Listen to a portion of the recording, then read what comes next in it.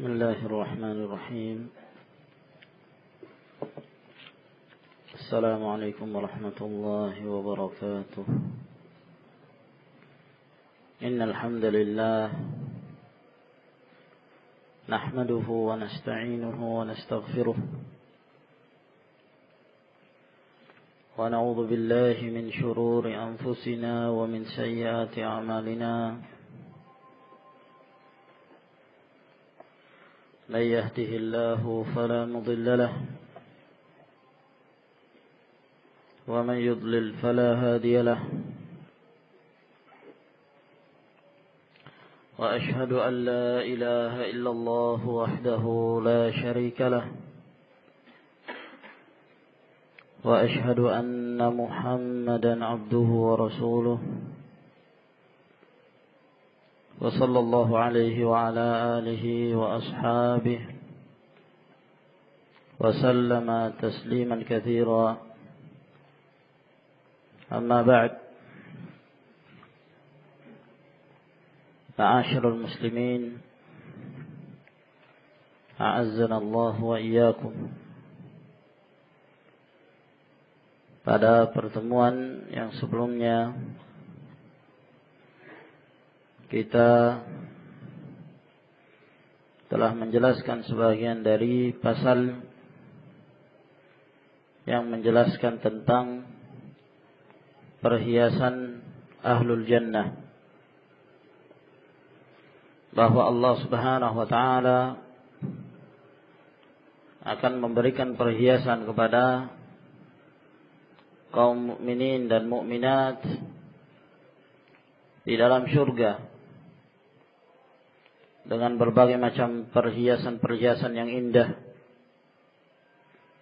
di mana mereka memilih dari perhiasan tersebut apa saja yang mereka senangi. Kalau dahulu ketika di dunia mereka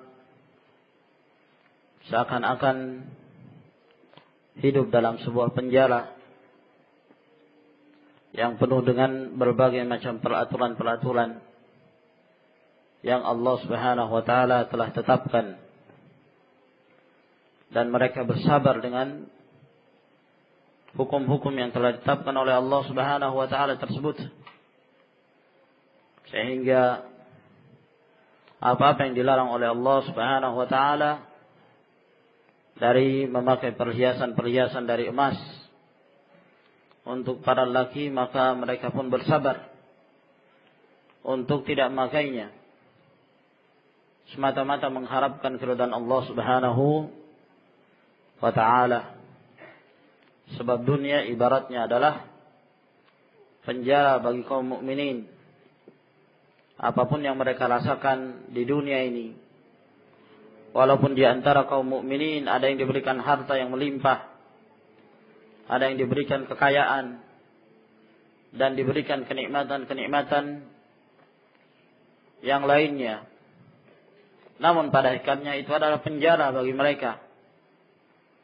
Sebab apabila dibandingkan kenikmatan-kenikmatan yang ada di dunia dengan kenikmatan-kenikmatan yang ada di dalam surga Allah Subhanahu wa taala, maka tidak ada bandingannya.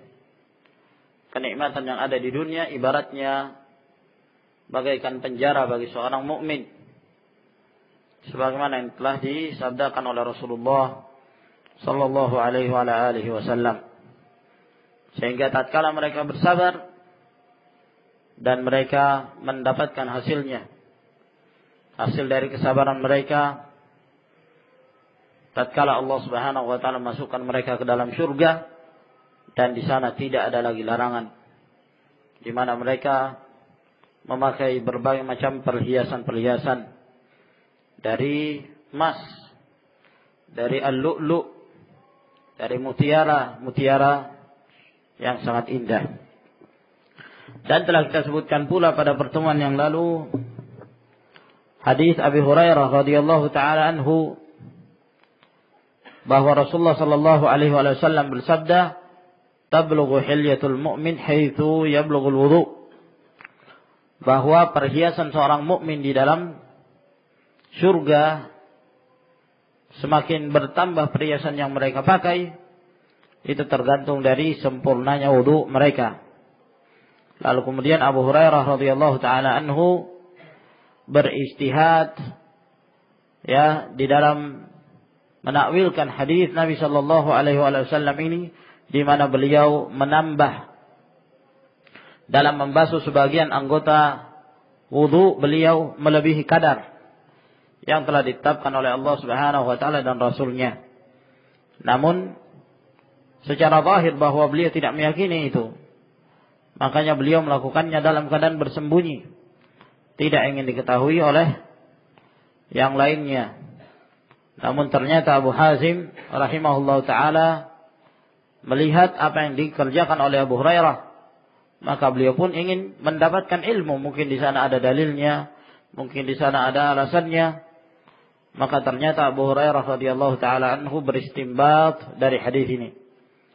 Dan pendapat Abu Hurairah radhiyallahu ta'ala anhu menyelisih pendapat jumhur dari kalangan para sahabat, para tabi'in dan para ulama. Kemudian kita lanjutkan kembali masih menjelaskan tentang hadis yang diriwayatkan oleh Abu Hurairah ini. Wa amma qauluhu fil haditsil akhar, adapun perkataan Abu Hurairah di dalam hadis yang lain, faman istata'a minkum ayyutila ghurratahu falyaf'al, barang siapa yang mampu di antara kalian untuk memanjangkan gurrahnya, maka hendaklah dia melakukan itu, dia memanjangkan gurrahnya. Setelah dia menyebutkan hadis Nabi sallallahu alaihi wasallam, yub'atsu ummati ghurran muhajjalina min atharil wudu, bahwa umatku ini mereka akan dibangkitkan nanti pada hari kiamat dalam keadaan memiliki ciri-ciri gurran muhajjalin. Gurran muhajjalin ini ciri-ciri umatnya Rasulullah sallallahu alaihi wasallam pada hari kiamat nanti ketika mereka dibangkitkan. Yang dimaksud dengan gurrah adalah sesuatu yang terdapat di kepala seekor kuda. Jadi kalau kuda itu berwarna hitam, lalu kemudian di bahagian jidatnya itu ada yang berwarna putih. Ada yang berwarna putih. Maka yang berwarna putih itulah disebut dengan gurrah. Ya. Itu asal katanya. Sedangkan muhajjalin dari kata tahjil, yang dipinjam dari seekor kuda pula yang berwarna hitam, namun dia memiliki kaki-kaki, 4 kaki yang dia berpijak dengannya yang berwarna putih. Jadi kalau seluruh tubuhnya berwarna hitam kecuali bahagian kakinya itu berwarna putih, maka ini dinamakan tahjil. Ini dinamakan tahjil. Maka ada gurrah dan al-muhajjalin. Gurrah adalah putih yang ada di kepala seekor kuda, sedangkan tahjil adalah yang berwarna putih yang ada di bagian kaki seekor kuda tersebut. Maksudnya bahwa Rasulullah sallallahu alaihi wasallam menggambarkan keadaan umatnya pada hari kiamat nanti, bahwa mereka akan dibangkitkan oleh Allah Subhanahu wa taala dalam keadaan gurran muhajjalin. Ya, wajah mereka itu bercahaya, putih bercahaya, dan mereka pun muhajjalin, tangan mereka demikian pula kaki mereka bercahaya. Ya. Kenapa demikian? Min atharil wudu, kata Nabi sallallahu alaihi wasallam. Disebabkan karena bekas-bekas wudu yang dia berwudu dengannya. Nah, disebabkan karena dia senantiasa berwudu, dia mensucikan diri, dan Allah Subhanahu wa taala menyukai al-mutatahhirun, orang-orang mensucikan diri, maka Allah Subhanahu wa taala menjadikan umat Rasulullah sallallahu alaihi wasallam ini memiliki kekhususan, di mana mereka akan diketahui tandanya nanti pada hari kiamat. Bercahaya. Wajah mereka, tangan mereka, kaki mereka bercahaya. cahaya yang keluar dari tubuh mereka. Sehingga dari sini diketahui ini umatnya Rasulullah sallallahu alaihi wasallam. Sebagian dari kalangan para ulama ada yang berdalil dengan hadis ini bahwa orang-orang yang tidak mengerjakan salat maka dia kafir dan dia bukan dari umatnya Rasulullah sallallahu alaihi wasallam. Ya, sebab orang yang tidak salat berarti dia tidak berwudu. Dia tidak pernah mensucikan dirinya.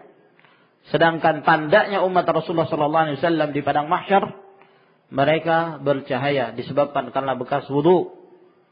Di dalam hadis ini pula menjelaskan tentang keutamaan seorang yang senantiasa mensucikan dirinya dengan berwudu, menghilangkan diri dari hadas baik yang kecil maupun yang besar. Oleh karena itu dalam riwayat Al-Imam Malik kata Rasulullah sallallahu alaihi wasallam, "Wala yuhafidhu 'alal wudu' illa al-mu'min." Tidaklah seseorang itu senantiasa menjaga wudunya. Batal kemudian dia berwudu kembali. Batal wudunya, dia berwudu kembali. Tidaklah seorang itu senantiasa memelihara wudunya, melainkan dia adalah seorang yang mukmin. Seorang yang mukmin. Nah, hadis Nabi sallallahu alaihi wasallam ini adalah hadis yang sahih diriwayatkan oleh Bukhari dan Muslim. Kecuali ada tambahan, ya. Tambahan itu yang telah kita sebutkan tadi, faman istata'a minkum ayyutila ghurrata falyaf'al. Barang siapa di antara kalian yang mampu untuk memanjangkan gurrahnya, ya, melebihkan gurrahnya, maka hendaklah dia melakukannya. Hendaklah dia melakukannya. Nah, dalam sebahagian riwayat ada yang menyangka bahwa ini adalah perkataannya Rasulullah sallallahu alaihi wasallam. Karena tidak terjadi pemisah antara perkataan Nabi yang tadi yub'atsu ummati gurran muhajjalina min athal wudu dengan perkataan ini faman istata'a minkum. Siapa yang mampu di antara kalian untuk memperpanjang gurrahnya, maka hendaklah dia melakukan. Sehingga ada sebagian dari kalangan mereka menganggap bahwa ini adalah perkataan Rasulullah juga, padahal tidak demikian. Dalam riwayat-riwayat yang lain disebutkan secara terpisah bahwa perkataan Nabi sallallahu alaihi wasallam itu hanyalah lafaz yang menyatakan dibangkitkan umatku ini dalam keadaan gurran muhajjalin, bercahaya wajah dan tubuh mereka, tangan kedua kaki mereka pada hari kiamat dengan bekas air wudu. Adapun tambahan yang mengatakan barang siapa yang mampu di antara kalian untuk memanjangkan gurrahnya, ya, maka hendaklah dia melakukan. Ini bukan perkataan Rasulullah sallallahu alaihi wasallam. Tapi ini adalah perkataannya Abu Hurairah dalam menafsirkan hadis Nabi sallallahu alaihi wasallam ini. Makanya di sini beliau mengatakan fas-sahihu anna hadhihi al-jumlata asy-syartiyyata mauqufatun ala Abi Hurairah. Maka yang benar bahwa kalimat syarat ini yang tadi kita sebutkan, barang siapa yang mampu di antara kalian memanjangkan gurrahnya maka hendaklah dia melakukan, ini perkataan Abu Hurairah, bukan sabda Nabi sallallahu alaihi wasallam. Wa annaha laysat min tamamil hadis, dan bahwa perkataan ini bukan dari perkataannya Rasulullah sallallahu alaihi wasallam sebagai penyempurna hadis. Bal qalaha Abu Hurairah, bahkan ini diucapkan oleh Abu Hurairah binaan ala ma fahimahu minal hadis. Beliau mengucapkan ini dibangun di atas apa yang beliau fahami dari hadis Nabi sallallahu alaihi wasallam itu. Nah, jadi Abu Hurairah memahami bahwa ketika Rasulullah SAW mengatakan umatku dibangkitkan dalam keadaan gurran muhajjalin, bercahaya wajah, tangan dan kaki mereka dengan sebab air wudu. Nah, difahami oleh Abu Hurairah, berarti kalau demikian, ya, kalau seseorang itu berwudu dan memanjangkan, melebihkan dari kadar biasanya, ya nanti juga akan bercahaya. Nah, mungkin pikirannya Abu Hurairah radhiyallahu taala anhu demikian, sehingga ketika beliau berwudu, beliau tatkala membasuh tangannya sampai ke ketiaknya. Beliau tatkala membasuh kedua kakinya sampai ke betisnya. Nah, menyangka bahwa hadis ini menunjukkan anjuran untuk memperpanjang, ya, dari kadar yang semestinya. Padahal tidak demikian. Nah, ini adalah pemahaman Abu Hurairah radhiyallahu taala anhu semata. Wa qad bayyana dzalika ghairu wahidin minal huffaz, dan telah dijelaskan ya banyak dari kalangan para hafidh yang menunjukkan bahwa itu perkataan Abu Hurairah. Faqad jaa fi musnadil Imam Ahmad fi hadzal hadits, dan telah disebutkan dalam musnad al-Imam Ahmad dalam hadis ini, anna Nu'aiman rawiyal hadis, bahwa Nu'aim, yakni Nu'aim al-Mujammir yang meriwayatkan hadis ini dari Abu Hurairah, qala, beliau mengatakan, fala adri qaulahu, saya tidak mengetahui bahwa perkataan yang menyatakan man istata'a minkum ayyutila ghurratahu falyaf'al, barang siapa di antara kalian yang mampu memanjangkan gurrahnya maka hendaklah dia melakukannya. Saya tidak tahu apakah ini min kalamin Nabi sallallahu alaihi wasallam, dari perkataannya Nabi sallallahu alaihi wasallam, au syai'un qalahu Abu Hurairah min indi, atau ini perkataan Abu Hurairah yang beliau sendiri mengatakannya dalam menafsirkan hadis dan perkataan Nabi sallallahu alaihi wasallam. Yang benar ini adalah perkataan Abu Hurairah. Nah, jadi tambahan tersebut bukan perkataan Rasulullah sallallahu alaihi wasallam. Ini ditinjau dari sisi ya sanadnya, bahwa dalam riwayat-riwayat yang lain disebutkan secara terpisah. Kemudian berkata Ibnul Qayyim rahimahullah, wa kana syekhuna yaqulu hadhihi al-lafdhah la yumkinu an takuna min kalamir Rasul sallallahu alaihi wasallam. Adalah syekh kami, maksud beliau adalah Syekhul Islam Ibnu Taimiyah rahimahullah. Adalah syekh kami mengatakan lafaz ini tidak mungkin diucapkan oleh Nabi sallallahu alaihi wasallam. Tidak mungkin.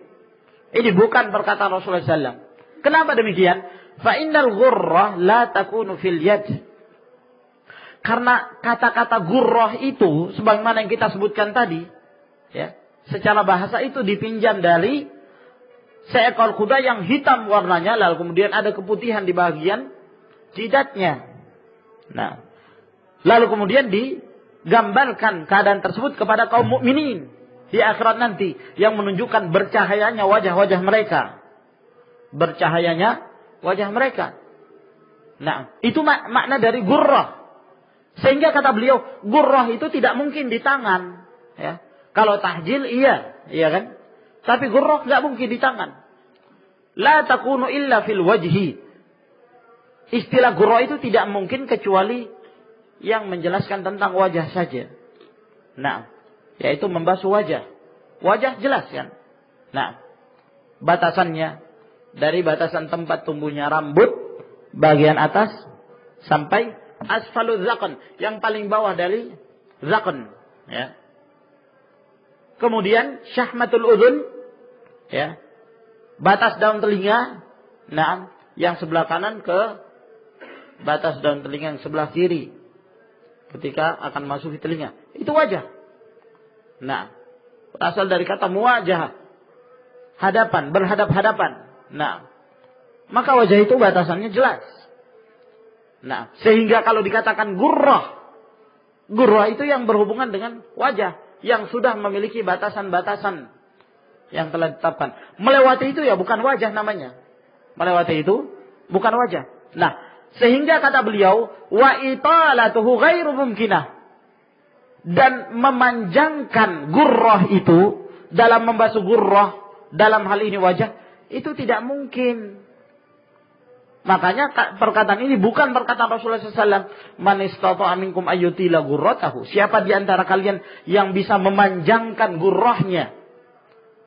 Ya, maknanya apa? Memanjangkan dalam membasuh wajah. Lah nggak bisa. Wajah sudah ada ketetapannya. Melewati itu bukan wajah lagi namanya.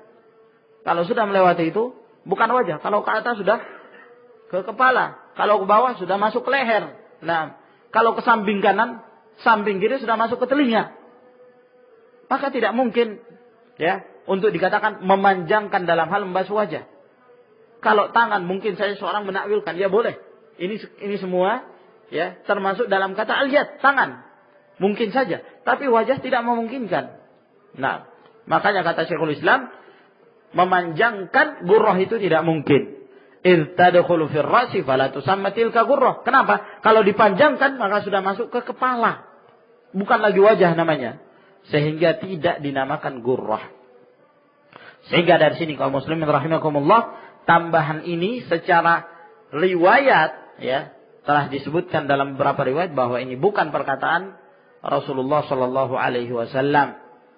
Nah, kemudian juga dari sisi makna ya semakin menegaskan bahwa ini bukan perkataan Rasulullah SAW, namun ijtihad yang difahami dari Abu Hurairah radhiyallahu taala anhu.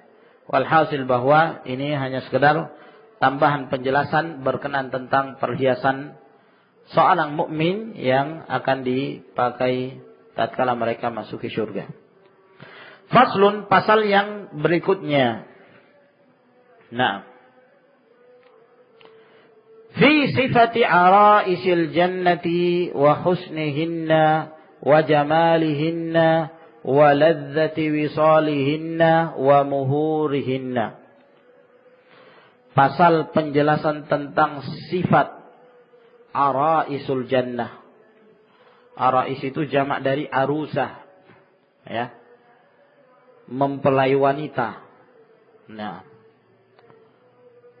mempelai wanita, pengantin wanita. Nah, sifatnya di dalam surga itu bagaimana? Jadi ibaratnya kaum mukminin ini yang mereka masuk ke surga, ya, selain mereka akan mendatangi dan memasuki surga tersebut, seakan-akan mereka akan meminang seorang wanita dari penduduk surga, al-hurul 'ain. Nah, jadi berangkatnya ke dalam surga, di samping dia masuk ke dalam surga sekalian menikah. Nah, dia akan bertemu dengan mempelainya dari kalangan para wanita-wanita ahlul jannah. Wa husnihinna, dan bagaimana keindahan mereka. Wa jamalihinna, dan kecantikan mereka. Wa ladzati wisalihinna, dan kelezatan ketika bersama dengan mereka. Wa muhurihinna, serta mahar-mahar mereka. Dengan apa harus kita membayarnya. Nah, rupa-rupanya sepertinya al-muallif rahimahullah ta'ala menjadikan ini sebagai pembahasan inti. Sehingga beliau membahas dengan begitu panjang lebar. Seakan-akan beliau sudah melihat bidadari itu. Subhanallah. Nah, sehingga pensyarah ini, yang mensyarah qasidah ini, ya, beliau sendiri mengatakan bahwa ungkapan-ungkapan yang disebutkan oleh Ibnul Qayyim rahimahullah ta'ala dalam syairnya ini, nah, mengalahkan ungkapan-ungkapan rasa cinta yang pernah diungkapkan oleh kaum jahiliyah dalam syair-syair mereka. Kalah. Nah, kenapa? Karena demikian indahnya, ya, lantunan-lantunan syair yang disebutkan oleh Ibnul Qayyim rahimahullah ta'ala. Ini juga menunjukkan bahwa Ibnul Qayyim rahimahullah alim dalam lughah, dalam bahasa, ya, dan dalam ilmu syair. Nah, untuk semakin menunjukkan ini mungkin insyaallah ta'ala akan kita bacakan, ya, khusus dalam pasal ini syair-syair yang beliau sebutkan insyaallah ta'ala. Beliau berkata rahimahullah ta'ala fi hadzal fasli walladzi ba'dahu, dalam pasal ini dan setelahnya, tazharu abqariyatul muallif, nampak sekali kecerdikan dari Ibnul Qayyim rahimahullah ta'ala sebagai muallif. Wa tariqu hawashi syi'rihi, dan demikian lembutnya catatan-catatan syairnya. Wa huwa yasifu araisal jannati, di mana beliau menyifatkan dan menyebutkan ciri-ciri, ya, mempelai wanita yang ada di dalam surga. Wa kharaidahal hisan, demikian pula gadis-gadisnya yang pemalu, yang cantik jelita. Wasfan, yang sifat yang beliau sebutkan ini, yuzri bi kulli ma qila min ghazalin wa nasibin, mengalahkan semua dari syair-syair cinta yang pernah diucapkan oleh orang-orang sebelumnya dari kalangan ahlul jahiliyah. Kaum jahiliyah mereka banyak meninggalkan syair-syair, ya. Imra'ul Qais meninggalkan syair yang mana syair-syairnya itu penuh dengan, ya, kisah cinta, karena namanya kaum jahiliyah. kaum jahiliyah, kaum yang belum mengenal tentang hukum-hukum Allah Subhanahu wa taala. Nah, dari satu sisi mereka ahli dalam bahasa Arab, bahasa mereka fasih. Oleh karena itu para ulama menjadikan syair-syairnya orang-orang jahiliyah dahulu itu sebagai hujjah dalam bahasa Arab. Sebagai hujjah dalam bahasa Arab. Nah, ketika mereka hendak menukilkan apakah ini berasal dari bahasa Arab yang fasih atau tidak, mereka kembali kepada syair-syair jahiliyah dahulu, apa yang diucapkan oleh mereka. Nah, kalau mereka mendapatkan syahid penguat yang ada dari perkataan mereka, lalu kemudian mereka pun menetapkan bahwa ini dari bahasa Arab. Nah, karena perkataan mereka hujjah. Khususnya dalam bahasa Arab, karena belum terjadi perubahan pada waktu itu. Zaman jahiliyah, zamannya Rasulullah SAW, zamannya para sahabat, Al-Quran, hadis-hadis Nabi SAW, maka ini adalah merupakan bahasa Arab yang fasih, sehingga dijadikan sebagai hujjah di dalam menerapkan bahasa Arab yang fasih tersebut. Nah, Ibnul Qayyim rahimahullah ta'ala mensifatkan mereka, kondisi dan ciri-ciri wanita yang cantik jelita dalam surga ini, mengalahkan syair-syair mereka dahulu. Wa yukthiru fi kalami huna at-tawriyah, dan kebanyakan beliau menyebutkan dalam perkataan beliau di sini itu at-tawriyah. Beliau membahas tentang keadaan mereka sebelum memasuki tentang ciri-cirinya, itu beliau menggunakan istilah tauriyah. Apa makna tauriyah itu? Nah, beliau sebutkan, wa huwa arada ma'anin ba'idatan ghaira allati tu'tiha zawahirul alfaz. Yang dimaksud dengan at-tauriyah adalah menghendaki makna-makna yang jauh dari makna-makna yang disebutkan oleh zahir dari lafaz itu. Nah, kalau orang yang membaca awal dari syair-syair Ibnul Qayyim rahimahullah ta'ala, beliau menyangka seakan-akan bahwa Ibnul Qayyim rahimahullah ta'ala ini tidak berbicara tentang bidadari. Nah, seakan-akan beliau membicarakan sesuatu yang lain. Nah, seakan-akan beliau membicarakan sesuatu yang lain. Demikianlah kebiasaan Ibnul Qayyim rahimahullah. Sejak awal ketika beliau menyebutkan syair-syair ini, seperti itu pula. Nah, beliau menceritakan tentang seorang yang mencari kekasihnya. Lalu ini diibaratkan oleh Ibnul Qayyim bagaikan orang yang kemudian mereka itu mencari kebenaran. Ibaratnya seperti seorang yang mencari kekasihnya, maka dia berjalan ke sana kemari, ke barat, ke timur, dia mencari. Ternyata dia tidak mendapatkan kecuali akidah Mu'tazilah, dia mendapati akidah Jahmiyah, dia mendapati falasifah, ahlul kalam, Asy'ariyah dan lain sebagainya, yang akhirnya kemudian dia bertemu dengan kasihnya, maksudnya adalah ahlus sunnah wal jamaah. Maka demikian pula tatkala beliau menyebutkan ini, pada awal-awal bait syair beliau seakan-akan bercerita tentang manasik haji. Beliau seakan-akan menceritakan tentang orang yang menunaikan ibadah haji. Nah, lalu apa hubungannya dengan bidadari? Nah, inilah keindahan bahasa beliau, di mana beliau mengibaratkan, mengungkapkan orang-orang yang mencari kebenaran dan hendak bertemu dengan bidadari tersebut, ibaratnya seperti orang yang melakukan manasik haji, lalu kemudian mereka pulang sampai ke kampungnya. Ada yang tidak sampai ke kampungnya, maka orang yang sampai ke kampungnya inilah yang berhasil, lalu mereka pun mendapatkan apa yang mereka inginkan. Sedangkan mereka yang tertinggal di Saudi, ingin mencari jalan pulang, mereka tidak bisa pulang. Nah, kenapa? Mereka tawaf karena tidak mengetahui hukumnya, tawaf aja terus, sa'i aja terus, sehingga nggak ada pulangnya, nggak bisa pulang mereka. Ibaratnya seperti seseorang yang tidak mengetahui jalan menuju akhirat. Nah, mereka menyangka bahwa mereka hanya hidup di muka buminya saja, maka mereka bersenang-senang di situ. Mereka mencari kenikmatan dunia, sementara yang lainnya mereka telah berlomba-lomba untuk kembali ke kampung halamannya, yaitu akhirat. Nah, maka beginilah cara Ibnul Qayyim rahimahullah ta'ala dalam menjelaskan tentang sifat-sifat bidadari. Fahuwa yunadi hadzal ladzi yahimu fi awdiyatil jamal. Maka Ibnul Qayyim rahimahullah dalam syairnya ini memanggil orang-orang yang mengembara di lembah-lembah kecantikan dan keindahan dunia. Ibnul Qayyim memanggil mereka. Wa yunshidu wasla rabbatil hijal. Lalu kemudian dia mencari untuk bisa berhubungan dengan wanita-wanita yang memiliki kamar-kamar mempelai. Dia ingin mendapatkan itu. Akan tetapi kata beliau, wa bainahu wa bainahunna hawajiz.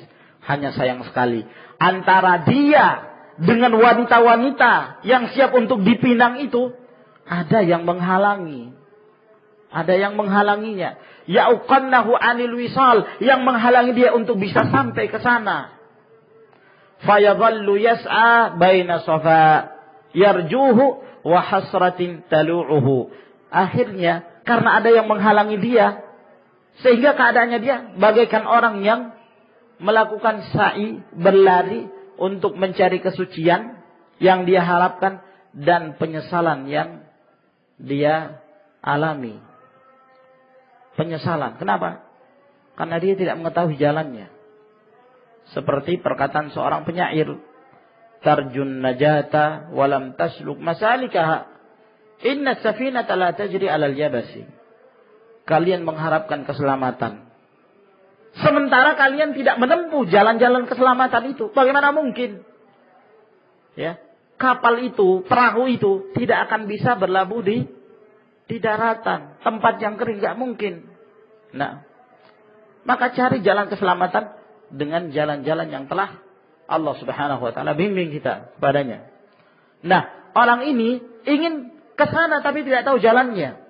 Nah, akhirnya antara harapan dan penyesalan, berharap menyesal. Nah, wa yunshidu bulughal muna biqurbi wisaliha, dan kemudian dia pun mengharapkan, mencari bisa sampai kepada harapannya. Nah, tapi dengan cara apa?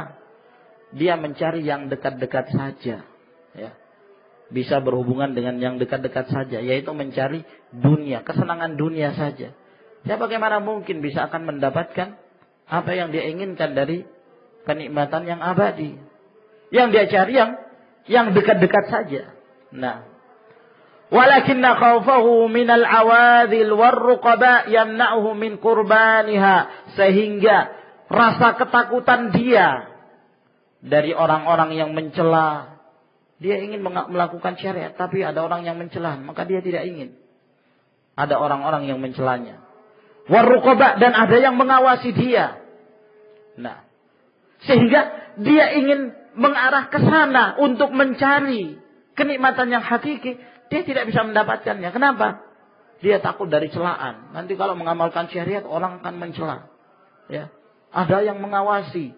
Kalau kita mendirikan syariat, menegakkan sunnah, maka orang nanti akan menghinakan kita. Orang akan mengejek kita.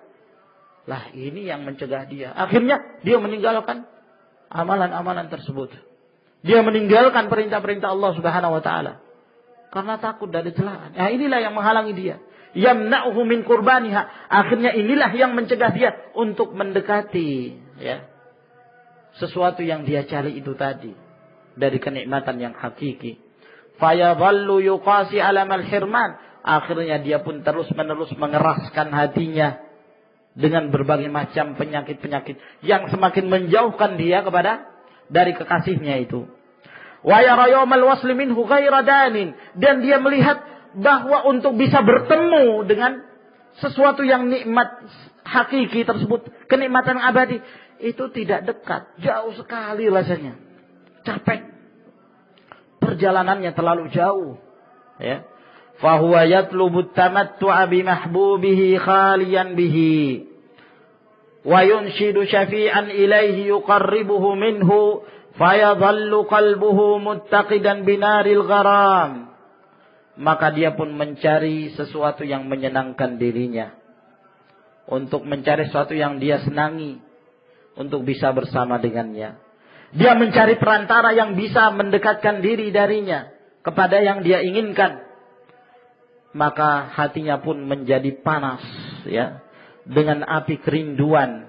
Nah, mashbuban bilawadhi'i al-hajri wal hirman. Ya, dalam keadaan terbakar.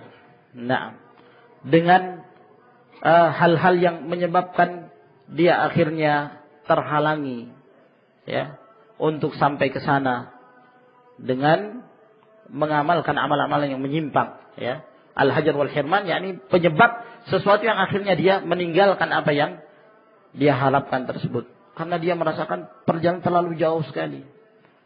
Nah, dia merasakan kehidupan dunia ini panjang dan akhirat itu masih jauh, sehingga dia melupakan itu, mencari yang dekat-dekat saja, nikmat yang tidak kekal, nikmat yang akan sirna. Wa hadhihi manasikuhu ala madal ayyam. Maka inilah, ya, manasiknya dia, perjalanan dia sepanjang hari. Keadaan ahlud dunia ini, dia selalu merasa ada yang menghalangi dia, ada yang membatasi dia. Dia tidak akan bisa sampai kepada apa yang dia inginkan dari kenikmatan yang hakiki itu. La yanqadima biqalbihi min wujudin wa hayam. Ya. Tidak tertunaikan apa yang ada dalam hatinya dari harapan, ya, dan kerinduannya. Walakinnal aqyasal futana, nah sebaliknya. Dari sisi yang lain, di sana ada orang-orang yang berakal, orang-orang yang cerdik, yang pandai. Nah, minal anam, dari kalangan manusia, lam yata'allaqu min hadhihi dunya, maka mereka itu tidak menggantungkan dirinya, tidak menggantungkan hatinya kepada dunia. Bihusnin zaifin wala bijamalin zailin, dengan keindahan yang dusta, ya, dan kecantikan yang akan sirna.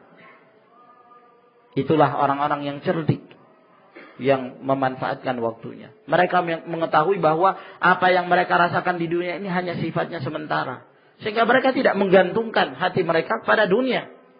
Mereka tidak menjadi hamba dunia. Bal jarradu min dzalika qulubahum, bahkan mereka mengosongkan, ya, dari ketergantungan mereka kepada dunia. Mereka kosongkan hati-hati mereka dari hal-hal tersebut. Waranu bi absari basairihim ilal ghayatil ba'idah, dan mereka memandang dengan pandangan-pandangan ilmu yang mereka miliki, mereka melihat kepada tujuan mereka yang jauh di sana. Nah, mereka mengetahui jauh, tujuan itu masih jauh, tapi mereka mengetahui bahwa itu lebih bermanfaat daripada mengambil suatu kenikmatan yang sesaat. Nah, ibaratnya seperti orang yang hendak melakukan perjalanan, sementara dia sebagai seorang musafir akan melakukan perjalanan yang jauh, ya. Nah, kira-kira dia akan menempuh perjalanan selama 10 hari misalnya, baru sampai ke tujuan. Nah, sementara selama perjalanan, ya, dia tidak akan mungkin mendapatkan sesuatu yang bisa dimakan untuk mengisi perutnya, untuk melanjutkan perjalanannya, kecuali apa yang dia bawa dari bekal. Nah, kalau dia pandai, maka dia menghemat bekalnya itu untuk bisa sampai ke tujuannya. Nah, dia menghemat sedikit-sedikit, dia manfaatkan. Nah, apa yang perlu, itulah yang dia ambil, dia makan untuk menguatkan fisiknya, untuk bisa berjalan menuju kepada tempat tujuannya. Tapi kalau orang tidak punya pikiran, wah, dia habiskan, ya, tak apa-apa, nanti masalah lain, kenyangkan dulu perut sudah. Nah, sehingga dia menghabiskan bekalnya, sehingga belum sampai 10 hari, mungkin baru 4 hari, baru 5 hari, bekalnya telah habis. Binasalah dia di tengah jalanan. Nah, ini keadaan mereka-mereka ahlud dunia. Ada yang mengetahui tujuan mereka adalah akhirah, walaupun itu terasa jauh, tapi mereka bersabar. Mereka manfaatkannya. Mereka manfaatkan waktu mereka. Fahathu ilaiha rakaibal azaim, maka mereka pun, ya, mendorong dirinya untuk senantiasa menguatkan tekadnya berjalan ke sana. Wantatu sahawatil himam, lalu kemudian mereka pun bertolak, ya, sahawatil himam, di atas punggung-punggung kuda mereka, maksudnya di atas semangat-semangat mereka. Wajaddu fi bulughi hatikal manazil allati hiyal manazilul ula wal autanul asliyah, dan mereka bersungguh-sungguh untuk bisa kembali, bisa sampai ke kampung halamannya, yang itu adalah merupakan kampung halaman pertamanya. Dan itu adalah negeri dia yang asal. Negeri asal mula mereka ke sana. Maka ke sana pula lah mereka harus kembali. Allati kanu yaskununaha wa hum fi sulbi abihim Adam. Yang mana negeri asal mereka itu adalah surga. Yang mereka dahulu telah menempatinya pada saat mereka itu masih ada di sulbinya Adam. Bukankah Adam alaihissalam dahulu dalam surga? Ya, bersama istrinya. Maka itulah kampung asal kita. Kampung halaman kita. Maka kita pun akan kembali ke sana. Ya. Maka orang yang faham, maka dia memanfaatkan. Ya. Waktunya untuk bisa sampai ke sana. Inilah orang-orang yang punya akal. Yang bisa berpikir. Nah. Qabla yartakibal khati'ah. Wa yahbita ilal ard. Sebelum Adam alaihissalam melakukan suatu kesalahan. Sehingga dia pun diturunkan ke bumi. Ya. Bahwa itu adalah kampung halamannya manusia. Wa qad rufi'at lahum fi sayrihim a'lamul wisal. Maka orang-orang yang cerdik ini tadi, dia terus melakukan perjalanan, melanjutkan perjalanannya, menghadapi berbagai macam cobaan, ya. Sehingga diperlihatkanlah kepada mereka dalam perjalanan mereka tanda-tanda bahwa mereka akan tiba di sana. Mereka akan sampai ke sana. Faqurribat minhum ba'idul amal, sehingga semakin dekat bagi mereka sesuatu yang tadinya terasa jauh, semakin dekat terasa. Wa syahadat minhumul himam, maka semakin bersemangatlah mereka. Falam yash'uru fi sayrihim bisa'min wala kalal, sehingga mereka tidak merasakan dalam perjalanan mereka walaupun itu jauh, mereka tidak putus asa, mereka tidak letih. Ala hini ba'il kaslan, ya. Di samping kebanyakan dari mereka orang-orang yang malas kembali, tidak bisa melanjutkan perjalanan. Mau kembali ke kampung halaman terasa jauh, sudahlah, mending tinggal di tempat orang saja. Tinggal di kampung halaman milik orang lain. Ya bil khaybati wal hirman, kata beliau. Itulah kerugian. Berarti mereka tidak akan mendapatkan apa yang mereka inginkan. Nah, Ibnul Qayyim rahimahullahu ta'ala mengubah syair-syairnya tersebut. Dan beliau mengatakan, ya man yatufu bi ka'batil husnil lati huffat bidzakal hijri wal arkani. Wahai orang-orang yang tawaf di Ka'bah, ya, dengan mengharapkan keindahan yang diliputi di sana dengan batu dan rukun-rukunnya. Karena di Ka'bah itu ada rukun Yamani. Ya. Yaitu ibaratnya Ibnu Qayyim rahimahullah mengungkapkan ini kepada orang-orang yang, ya, mencari apa yang dia inginkan. Wa yadhallu yas'ada iman haula as-safa wa muhassirin mas'ahu lal alamani. Lalu kemudian dia terus melakukan sa'i, ya. Kalau di manasik haji kan ada sa'i antara Safa dan Marwah. Maka dia terus sa'i, ya. Nah, dengan mengharapkan agar bisa sampai ke Safa. Nah, wa muhassir, ini semua nama tempat. Mas'ahu, itulah tempat dia sa'i, lal alamani, tanpa ada alam, ya, tanpa ada tanda. Jadi kalau di mana seorang melakukan sa'i, itu ada tanda yang namanya al-alamul akhdar, tanda yang hijau, iya kan? Yang kalau sampai di situ kita dianjurkan apa? Untuk lebih harwalah, yakni berlari kecil. Nah, sampai ke alam yang berikutnya, ke tanda yang berikutnya. Setelah itu berjalan kembali seperti biasanya. Nah, kata beliau, orang ini, ya, itu tidak ada alamnya, tidak ada dua tanda itu tadi, sehingga bermalas-malasan, jalan aja. Nah, santai. Nah, ya, tidak ingin punya semangat untuk mendapatkan sesuatu yang lebih nikmat. Wa yarumu qurban al-wisali ala mina wal haifi yahjibuhu anil qurbani. Lalu kemudian dia sampai mengharapkan untuk mendekati sesuatu yang dia inginkan dari harapannya, yaitu di Mina dan Al-Khaif, akan tetapi Al-Khaif tersebut menghalanginya untuk bisa mendekati Mina. Yang dimaksud dengan Mina di sini adalah harapannya. Falidha tarahu muhriman abadan. Oleh karena itu, kamu melihat dia ihram aja terus. Nah, tidak pernah selesai hajinya. Haji terus. Nah, maksudnya orang ini tidak akan sampai kepada apa yang dia harapkan untuk pulang ke kampung halamannya. Maka dia ihram selamanya. Wa maudhi'u hillihi minhu falaysa bidani. Sedangkan masa dia bisa melakukan tahallul itu tidak dekat bagi dia. Terlalu jauh rasanya perjalanan itu. Nah, terlalu jauh perjalanan. Sehingga dia tidak tahallul. Nah, kalau tahallul kan ya berarti bebas. Selesai. Dia bisa melakukan segala sesuatu. Ya. Lalu kemudian beliau mengatakan, yabghi tamattu'a mufridan min hubbihi mutajarridan yabghi syafi'a qirani. Dia mengharapkan untuk bertamattu', maksudnya haji tamattu'. Tapi yang dimaksud di sini adalah mencari kesenangan, ya.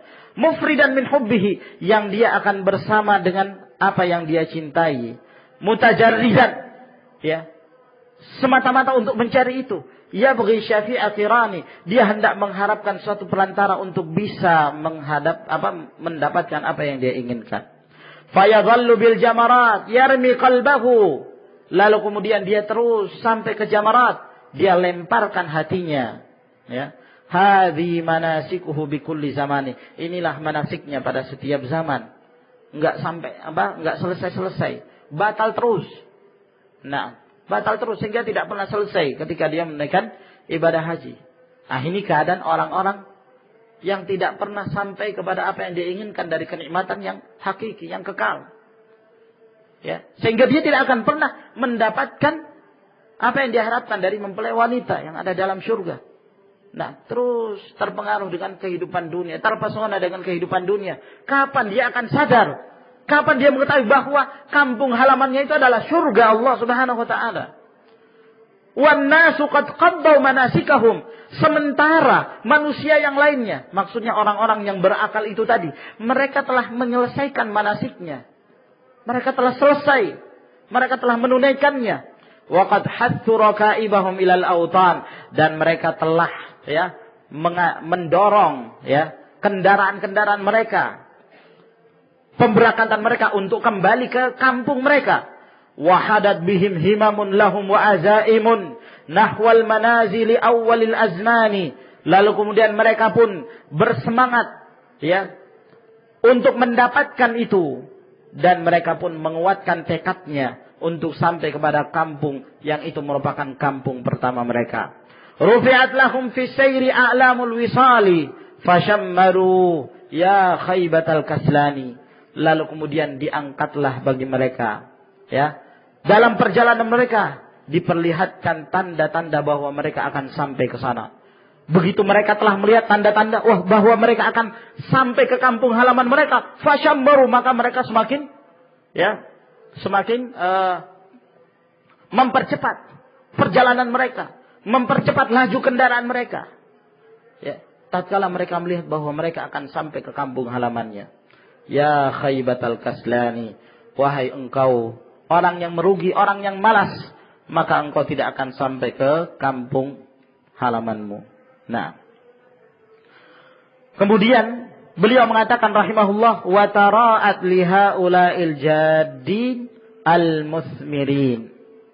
Lalu kemudian mereka ini yang tadinya melakukan perjalanan, melanjutkan perjalanan untuk sampai ke kampung halamannya, maka mereka pun melihat, orang-orang yang bersungguh-sungguh ini tadi, yang telah membuahkan hasil dari perjalanan jauh mereka, ala bu'din, dari jauh mereka telah melihat khiyaman aliyatan. Ada kemah-kemah yang tinggi, yang terangkat. Qad asyraqa minha an-nur wa sata'ad diya, yang bercahaya darinya. Dari sana keluar cahaya dari dalam kemah itu. Nah, dan ada pancaran. Nah, ad-diya. Nah, biasanya kalau an-nur itu cahaya yang ada panasnya. Nah, sedangkan ad-diya itu cahaya yang tidak ada panasnya. Maksudnya adalah bahwa dari sana muncul suatu yang sangat terang sekali dari dalam kemah-kemah tersebut. Nah, faqasadu nahwa tilkal khiyam, maka itulah maksud mereka. Tujuan mereka untuk sampai ke kampung halamannya, untuk menuju ke kemah itu tadi. Nah, setelah mereka kembali sampai ke kemah itu, mereka masuk ke dalam kemah. Fa'absaru fihinna nisa'a. Akhirnya mereka pun tercengang. Mereka melihat di sana banyak sekali para wanita.